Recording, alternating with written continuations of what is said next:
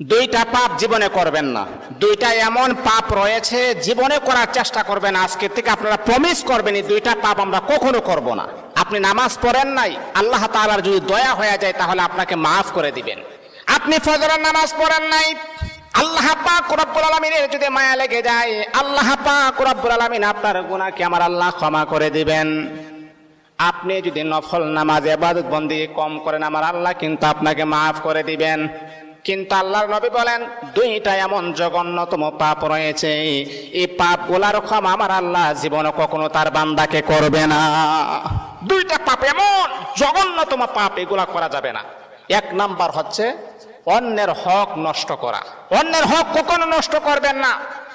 আজকে নিজের ভাই বোনের হক নষ্ট করে দেয়, অন্যের হক নষ্ট করা যাবে না। দুই নাম্বার হচ্ছে আল্লাহ পাক রব্বুল আলামিনের সাথে শিরিক করা। যদি কোনো বান্দা আল্লাহ পাকের সাথে শিরিক করেন, আমার আল্লাহ